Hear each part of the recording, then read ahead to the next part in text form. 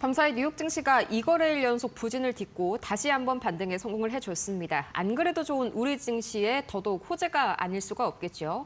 과연 이 힘을 그대로 받고 코스피 5,000피 돌파에 성공할지 이분 모시고 이야기 나눠볼게요. 오늘 이영훈 IM증권 서울금융센터 이사 옆에 나와 계십니다. 어서 오세요. 안녕하세요. 네, 밤사이에 뉴욕 증시 상황부터 간단하게 한번 점검을 해볼까요? 그래도 반도체주랑 은행주가 상당히 밤사이에 좋았었죠. 특히나 이 TSMC가 올해 KPX를 대폭 늘린다는 게 사실 제가 이렇게 봤을 때는 AI 투자 붐이 당장 뭐 거품은 아니라는 걸 보여주는 신호가 아닌가 이런 생각이 들더라고요. 일단 우리가 이제 보셔야 되는 거는 네. 미증시가 꾸역꾸역 올라가는데 우리는 계속해가지고 이제 관성에 따라가지고 그렇죠. 은행주 또는 빅테크 얘들만 쳐다보면서 올라가네 빠지네 그렇게 하는데 지금 작년 말부터 시작해가지고 러셀 2000을 중심으로 해가지고 네. 미국 내에서도 보면 가치주나 이런 것들이 움직임이 오히려 더 강해요. 폭이 좀 넓어졌네요. 네, 넓어졌고 그거는 이제 빅테크 주식이 조금 그래도 어쨌든 밸류에이션 부담을 느끼니까 쉬어가는 가 물론 그 안에서도 목표 주가 계속 올라가서 따라 올라갔었던 우리나라는 그 삼성이랑 비슷한 류인 그 마이크론 같은 경우는 계속 올라오긴 했지만 네. 전체적으로 빅테크라고 하는 이제 회사들 같은 경우는 좀 그 상승세가 좀 주춤한 건 사실이거든요. 근데 이제 그런 측면에서 보실 필요는 있고 미증시 같은 경우도 지금 뚜렷한 악재가 보이는 게 없는 상황이고요. 네. 뭐 트럼프가 계속해가지고 무빙하고 핸들링을 하고 있는 상황이다 보니까 거기에 따라서 왔다 갔다 하는 정도지만 어쨌든 미증시 같은 경우도 증시의 어떤 등락 폭에 비해서 지금 내부를 들여다보면 나쁘지 않다 오히려. 네. 지금 그런 상황으로 보시면 될 것 같고요. 전날 밤 TSMC 이렇게 실적 발표하고 그다음에 캐펙스 투자 관련한 언급을 한 거 역대급 캐펙스 투자를 선언을 그쵸? 했다는 것 자체는 두 가지로 저는 해석을 하는데요. 첫 번째는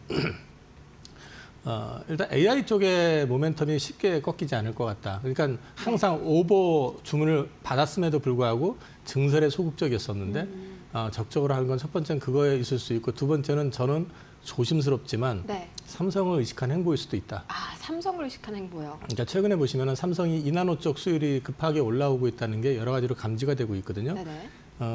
엑시노스 2600을 전면 생산을 다 해가지고 탑재하기로 결정을 했고요.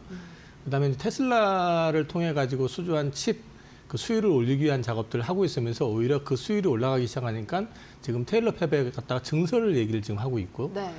여기에 더해 가지고 퀄컴이 돌아온다는 얘기가 나왔었죠. 그쵸. 지난번에 잠정집계 실적 나왔을 때 그런 논리로 접근을 해서 가만히 보시면 수율이 올라온다고 하면은요. 네. 지금 TSMC가 굉장히 비싸게 받고 있잖아요. 그렇죠. 그러면 그거 대비해서 30% 이상 저렴한 삼성 거를 외면할 이유가 별로 없겠죠. 점유율을 좀 뺏어갈 수도 있겠네요. 거기에 더해가지고 네. 지금 수율이 올라오는 상황인데 삼성이 TSMC가 갖고 있지 못한 두 가지가 있습니다. 어떤 게 있을까요? 그거는 HBM하고 레거시 칩이 있어요. 아, 그러면 지금 레거시 칩이 모든 빅테크는 다 필요합니다. 그렇죠. 요즘 2년짜리 계약하자고 해도 삼성이 안 한대요. 그러면 어떻게 바인딩이 될 가능성도 있지 않을까요? 그렇네요. 그래서 여러 가지를 감안해가지고 지금 움직임이 좀 있는 것 같아요. 그래서 삼성전자의 파운드리 쪽 회복 가능성, 그 다음에 애플이나 또는 어디죠? 엔비디아 네. 이런 쪽이 지금 그 TSMC를 엄청 키워준 쪽이잖아요. 그쪽에서라도 혹시 한 군데나 뭐 두 군데가 컨택이 돼가지고 구체화되는 어떤 그림이 나올 가능성 이런 게 이제 앞으로 삼성의 모멘텀이 될 수도 있다. 네. 그런 측면도 생각해봤습니다. 네, 이렇게 말씀을 들으니까 정말로 좀 삼성을 겨냥한 그런 행보다라고 해석을 할 수 있는 TSMC입니다. 어쨌든지 간에 뭐 우리 입장에서는 당연히 좋은 소식으로 작용이 될 수밖에 없겠죠. 이제 그런데 어제 한 가지 좀 걸리는 기사가 나왔는데 어제 저녁에 나온 뉴스입니다. 이 미국에서 이 트럼프 대통령이 H200 칩을 포함해서 이 미국으로 수입됐다가 다른 나라로 재수출되는 반도체 있지 않습니까? 여기에다가 25% 관세를 부과하겠다. 이것 때문에 지금 이제 산업부 장관도 이제 귀국을 좀 미루고 있다. 이런 소식이 들려왔는데 오늘 우리 시장에 좀 유의미한 영향을 미칠 만한 뉴스일까요? 저는 일단 저 부분에 있어가지고는 별 의미 없다고 생각을 하는데요. 네. 저기를 그러니까 누구를 겨냥했을까를 생각해 볼 필요가 있다는 거죠. 중국일까요? 그럼 관세를 높인다고 해서 그러면 중국이 저 칩을 안 사갈까요? 그걸 생각을 해볼 필요가 있거든요. 네. 수출을 금지시켜 놨더니 몰래 밀수하듯이 칩을 우회해가지고 구매할 정도로 그쵸. 수요가 있는 쪽인데 금액이 올라갔다고 저걸 지금 안 할 것이냐. 그건 이제 트럼프의 자신감일 수도 있고요. 네. 그다음에 만만한 쪽에서 돈을 더 많이 뽑아가지고 관세를 더 많이 확보해야 된다라는 필요성일 수도 있는 거기 때문에 저는 저거에 뭐 삼성전자나 하이닉스에 부정적일 것이다. 저는 별로 그렇게 생각되지 않습니다. 만약에 뭐 단기적으로 잠깐 출렁임이 있더라도 어쨌든지 간에 그냥 이제 매수의 기회로 삼아야 한다. 약간 이 정도의 그런 재료로 해석할 수가 있겠네요. 네, 어차피 지금 미국으로 들어가는 것들은 AI하고 무관한 칩이 없고요. 네. 중국으로 들어가는 칩이라고 한다면은 어차피 중국 내에서 생산하는 거 쓸 거고 또 그렇죠. 우리나라도 삼성이나 하이닉스가 중국에 있잖아요, 공장이. 네. 그렇기 때문에 뭐 그 우회에서 들어간다라는 건 타겟이 명확하게 중국일 가능성이 높다라는 걸 생각하시면 될 것 같아요. 네, 장기적인 뭐 펀더멘털이나 매출 관련해서 타격이 있을 만한 이슈는 아닌 것 같습니다. 한편으로는 다행인데 이제 미국 증시 전반에 좀 도사려 있는 리스크들도 한번 오셨으니까 점검을 좀 해보고 싶습니다. 이제 현재 시각이랑 원래 9일이랑 14일에 각각이 트럼프 대통령 상호간세 판결이 나올 것이다. 뭐 이런 전망이 있었는데 이게 계속해서 좀 미뤄지고 있죠. 이게 만약에 발표가 딱 났을 때 증시에 약간 급락을 야기할 수 있을 만한 거대한 모멘텀이 될까요? 약간의 노이즈는 줄 수 있었지만 별 문제는 없을 것 같아요, 저는요. 충분히 좀 선반영이 됐을까요? 아니요, 선반영이라기보다는 네. 저게 만약에 불어줘라 그런다고 해가지고 트럼프가 물어주고 내가 졌다 하고 손을 들까요? 우회하겠죠. 어차피 관세라는 거는 트럼프가 존재하는 한 계속될 가능성이 높다고 볼 거고 네. 그 대비책이라는 게 나올 수 있기 때문에 그게 만약에 불법이야라고 했을 때는 거꾸로 증시의 호재가 될 수도 있죠.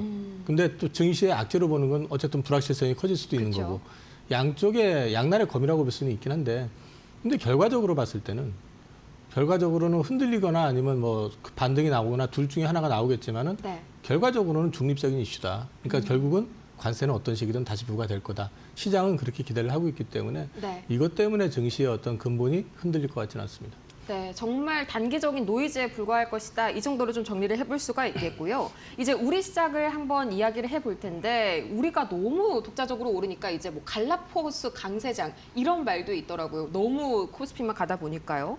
이제 뭐 환율도 상당히 부담스럽고 지정학적인 이슈들도 굉장히 많은데 이런 거에 대해서 전혀 뭐 관심을 받지 않다 보니까 코스피가 어쩌면 약간 과열 구간에 있지 않나 저는 이런 불안감도 들더라고요. 우리만 가는 게 아니고요. 옆 나라 일본이 같이 가고 있고요. 네. 환율도 우리만 지금 불안한 게 아니고 일본도 같이 약하죠. 오르고 있습니다. 네. 그 맥락을 보셔야 되고요. 그 맥락이라고 하는 거는 결국은 일본이 지금 중요한 해산을 지금 결정을 하는 것 같은데 네. 이거는 결국은 다카이치의 경기 부양을 하겠다는 얘기고 그 얘기는 뒤집어 놓고 얘기하면 돈을 풀겠다는 얘기입니다. 네. 그 맥락에서 일본 엔화가 지금 약세를 보이니까 원화도 동조화 현상이 나오는 거고요. 벨센트 장관이 립 서비스를 하는 것 역시도 네. 일시적인 영향을 주는 거지 그 추세가 완전히 뒤집지를 못하는 것들도 그런 부분에 대한 압력이 있는 거예요. 네. 근데 저는 뭐 올해 장기적으로 봤을 때는 달러 어쨌든 인덱스 기준으로는 약세 구간일 가능성이 높다고 저는 보고 그렇죠. 있고 말씀 주셨죠. 그다음에 원화도 사실은 이제 한국이 얼마나 많은 돈을 푸느냐 이런 게 변수가 될 수는 있겠지만은 근본을 놓고 얘기하면은 어쨌든 저는 그 달러 인덱스 기준의 약세장을 전망하고 있는 상황이기 때문에 올해도 미국 장보다는 그 여타 장들이 더 좋을 가능성이 높다. 그렇게 생각을 하고 있고 지정학 이슈라고 하는 것도 사실상 보면은 그걸 컨트롤을 트럼프가 하고 있습니다. 그렇죠. 베네수엘라 침공했지만 사실은 거기는 뭐 유가나 이런 거에 영향 줄 상황이 아니고 이란을 때리네만 해도 사실 그것도 유가에 큰 영향을 줄 요인은 아니에요. 어차피 이란은 공식적으로는 수출이 금지돼 있습니다. 네. 그리고 그걸 때렸을 경우에는 거꾸로 중국 같이 이제 이란으로부터 수입하는 업체 국가들 네. 그쪽이 데미지를 입게 되면 우리나라 화학업체는 수혜를 볼 수가 있죠. 오히려 그렇게 생각할 수도 있겠네요. 네, 그러니까 지정학적 리스크라는 게 우리한테 현재 돌아가는 그림이 불리한 건 아니다. 네, 그렇게 보시면 될 것 같습니다. 네, 좋습니다. 이제 환율 이야기가 잠깐 나와서 말인데 환율이 이제 베센트 재무장관의 구두 개입 이후에 잠깐 좀 한 10원 가까이 폭락하나 싶었더니 밤사이에 또다시 이제 6원 가까이 올라섰겠죠. 이렇게까지 환율이 안 잡히는 이유 말씀 주신 대로 엔화 탓이 지금은 가장 크겠죠? 엔화 여파 지금 당장에 보이는 건 그거고요. 네. 그다음에 이제 또 한 가지는 뭐 어제 기사화도 되긴 했었지만 유동성을 우리나라가 지금 역대급으로 풀었다라는 얘기죠. 네. 그런 부분들도 일정 부분 작용을 한 건 사실일 거라고 봅니다. 그리고 작년 같은 경우는 또 이제 트럼프 압박에 의해 가지고 미국으로 이제 강제 투자를 해야 되는 금액 결정 이슈가 있었고 그쵸. 그게 일단 반영이 된 거라고 봐야 될 것 같고요. 근데 이제 올해도 물론 우리나라도 돈을 풀겠지만 미 정부가 지금 예상하고 있는 돈 풀기는 상상을 초월할 가능성이 높습니다. 이미 연준에서 QE 아닌 QE를 하고 있고요. 네. 그다음에 또 프레디메이커 쪽에다가 지금 2천억 달러 그 돈 풀어가지고 네. 채권 매입하라고 지금 요구하고 있고, 그렇죠. 그다음에 거기에 더해가지고 금리 인하 압박을 계속 넣고 있는데, 뭐 지금 파월을 저렇게까지 할 필요가 있나 싶긴 하지만 어쨌든 파월이 바뀌게 되면 그 트럼프 입맛에 맞는 인사가 이제 의장이 될 가능성이 높다. 그러면 네. 기준이 달라질 가능성, 이런 것들까지 놓고 본다 그러면 미국이 어쨌든 돈을 많이 풀 거기 때문에 우리가 여기서 1,500원 넘어서 1,600원 가고 이런 부분을 고민할 단계는 아닌 것 같고요. 네. 저는 고점은 어쨌든 정해져 있고, 물론 하단도 아주 급하게 떨어지지는 않을 것 같고, 오히려 일본이 안 떨어지는데 우리가 급락을 해버리면 우리 수출 경쟁력이 또 떨어지는 문제가 생길 수도 있죠. 자동차라든지. 그런 것들까지 감안해서 본다 그러면은 역시 지금 현재 그림에서는 환율은 제한적이다라고 말씀을 드릴 수 있을 것 같아요. 네, 제한적이지만 크리티컬한 영향은 아닐 것이다. 이 정도로 한번 정리를 해볼 수가 있겠습니다.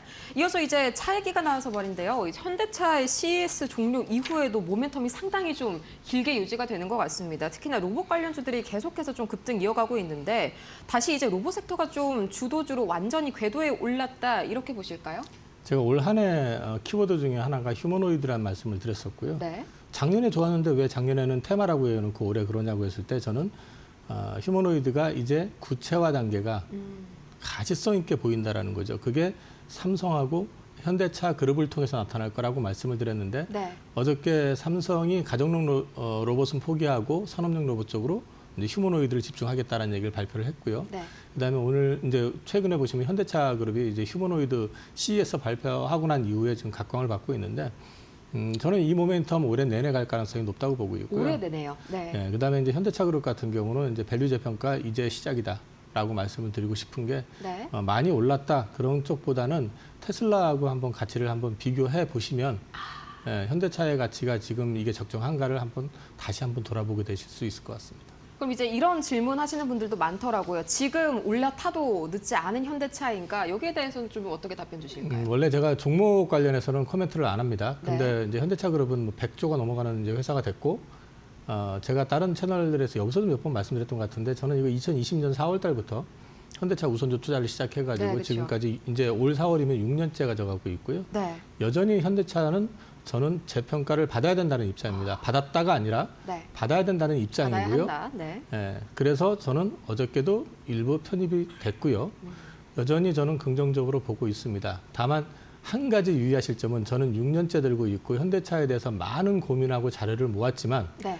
6년 동안 좋게 보게 되면은 사람도 이게 눈이 멀면 단점을 못 볼 수도 있잖아요. 네. 그러니까 약간은 좀 저는 낙관 편향적이라는 거는 고려하셔야 될 것 같습니다. 네, 그래도 전반적으로 시장의 기대와 좀 부합하는 말씀을 해주셨습니다. 이제 이어서 순환매 장세가 비단 뭐 로봇뿐만이 아니라 뭐 조선으로 갔다가 하루는 또 원전으로 갔다가 어제 또 조선이 크게 올랐어요. 이렇게 좀 순환매 장세가 급박하게 돌 때 대응 전략은 좀 빨리빨리 정리하는 게 나을까요?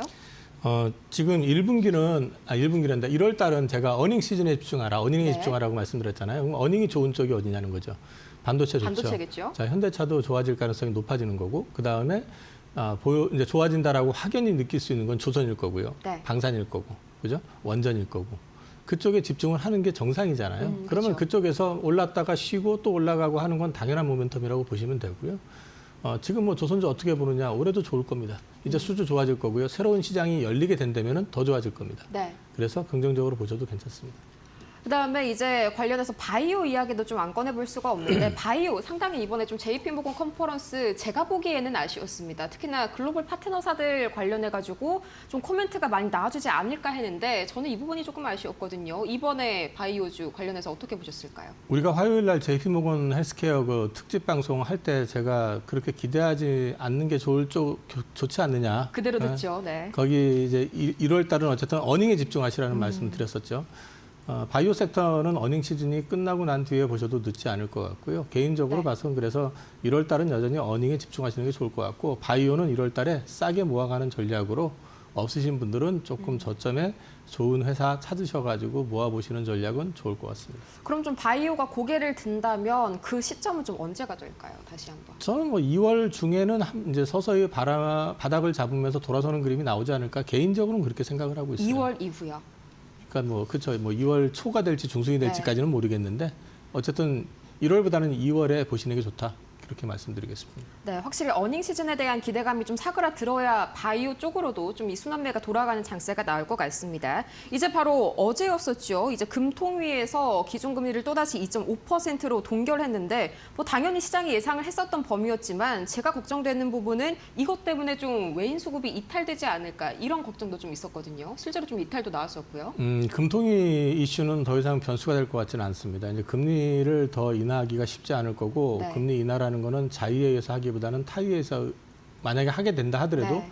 타의에 의한 액션일 가능성이 높기 때문에 우리가 지금 앞으로 주목해야 되는 거는 연준일 가능성이 높고요. 연준이요. 예, 지금 사실 한은의 어떤 정책 결정은 변수가 될 가능성은 좀 제한될 것 같습니다.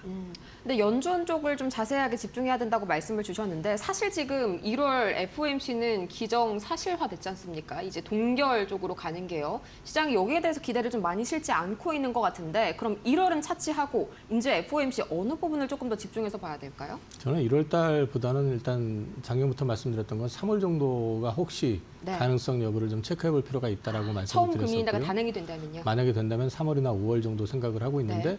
어쨌든 3월 이제 FOMC 되기 전에 그거를 모니터링 해보고 네. 그 시점에서 제 개인적인 의견을 다시 말씀드리겠습니다. 네, 좋습니다. 우선은 1월보다는 3월 쪽에 조금 더 집중을 해보는 편이 좋다고 말씀을 해주셨습니다. 지금까지 이영훈 IM증권 서울금융센터 이사 모시고 자세한 증시 전략 세워봤습니다. 오늘도 좋은 말씀 고맙습니다.